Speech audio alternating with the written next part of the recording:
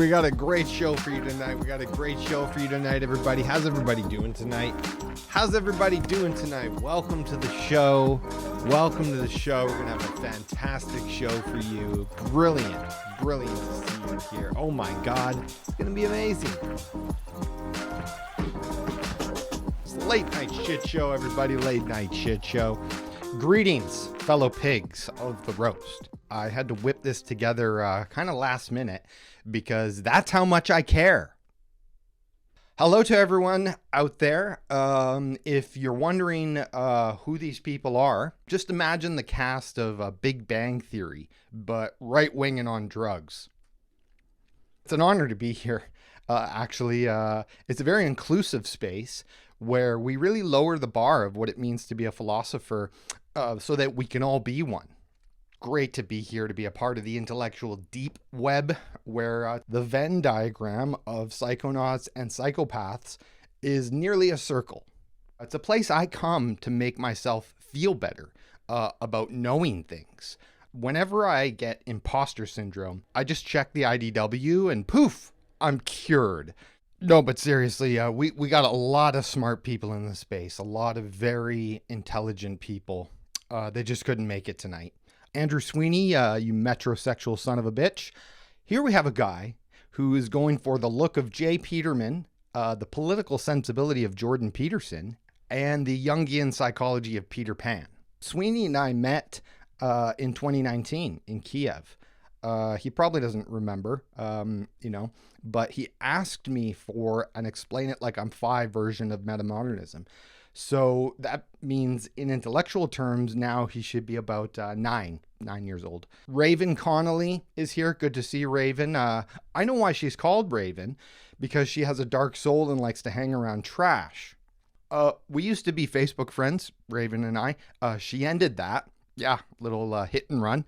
I doubt she remembers why. It's a mystery, just like what her contributions are to the liminal discourse.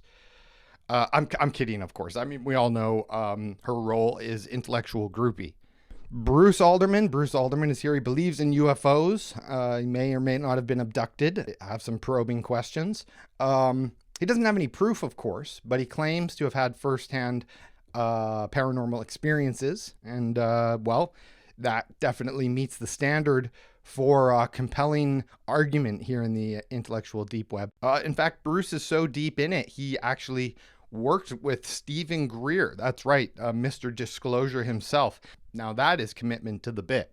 Bruce is an adjunct professor at the JFK University School of Psychology, not to be confused with the JFK School of Government over at Harvard. No, JFK University is one of those new age integral schools.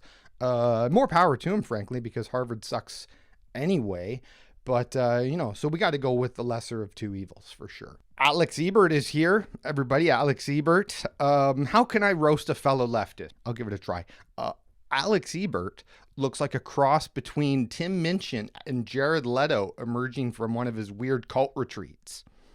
A music rock star philosopher in his own right. He's like a younger, smarter, cooler, nicer, progressive version of Bard. You know what Ebert's problem really is? He actually likes hanging out with these right-wing freaks. Thomas Hammelrick, I don't really know him, but I see that Thomas is an expert in Bayesian modeling and probabilistic machine learning. So tell us, Thomas, what are the odds that you're as nuts as everybody else here?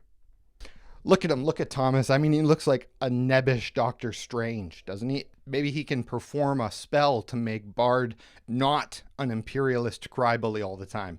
That would be great. Thomas studies protein structures, which is interesting because it looks like he could use some. You know what, though? I'm sure Thomas could bench press his own IQ, pound for pound, and that's really saying something.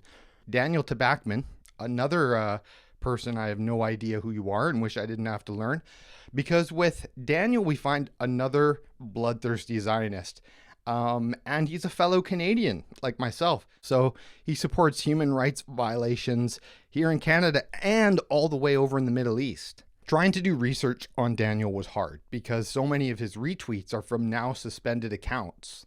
Daniel's bio says he's a psychotechnologist, which is a fancy way of saying he's good at bullshitting.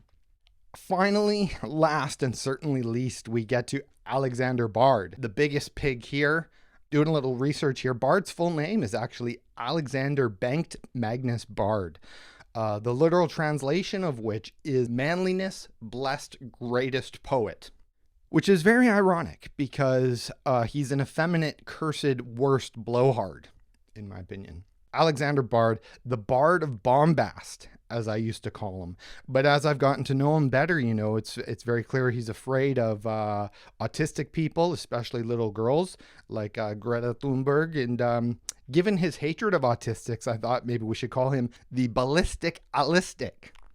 The Swedish meatball was already taken. Puts the ass in Zoroastrian. How to make the rules, Also thought maybe the monad with no gonads. Kidding aside, though, it does take a lot of balls to show up here and let yourself be roasted.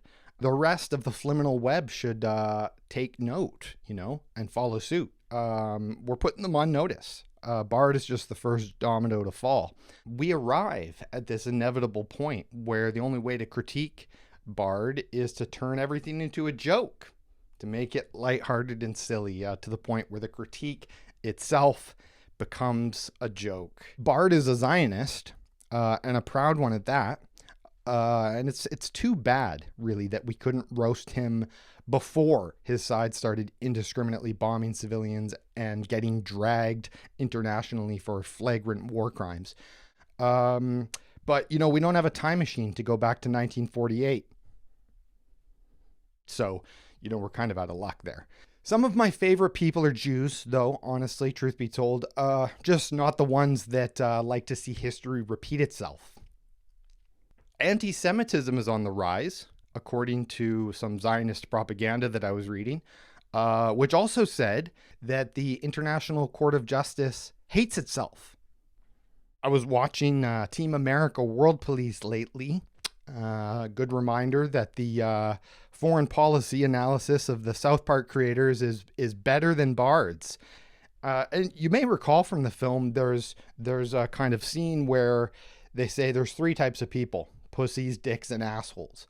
Well, Bard is all three. I mean, I think you know that at this point. He's the triple threat. But let's drill down on that. Let's get down to brass tacks. See, Bard is not a philosopher king, as he would like to think. He's a philosopher kink. He's a bit of a weirdo in the world of ideas. Gets himself into trouble. Speaking of cancel culture, the Me Too movement came after Bard. That's right. Several women and men have come forward accusing him of having a rapier wit. Everybody knows Bard is a prolific writer, along with Jan Soderquist. And Bard has a co-author for the same reason he has a band, which is even though he's a megalomaniac, he can't accomplish anything on his own. He partners up with people so he can be the diva and outsource the hard work to his partners at the same time. Speaking of music, I saw Bard formed a band once called Vacuum. I wonder if that's because they suck. Bard calls himself a far-right Marxist. That's hilarious, I think, because that's what I call a perfect oxymoron. Bard is a big fan of James Lindsay. I saw recently. Made me want to gouge my eyes out, frankly. I mean, that guy Lindsay was crazy nuts in 2018. So just imagine how crazy he is now. Bard is really reaching for those C-list intellectual dark webbers. I mean, scraping the bottom of the barrel, the sovereign nations that Lindsay is a part of and Bard endorses. I mean, they're really the pick-me boys of white Christian nationalism. The Southern Poverty Law Center called James Lindsay a, quote, leading voice in the reactionary anti-student inclusion, anti-LGBTQ, and conspiracy propaganda movements. Wow. Impressive accolades there. Keep at it, Bard. I'm sure you'll make the SPLC's list one of these days. All right, thanks everybody. That's all I got for you. That's all I got for you tonight. Come back for more anytime. We're gonna keep roasting the reactionaries until I'm out of jokes.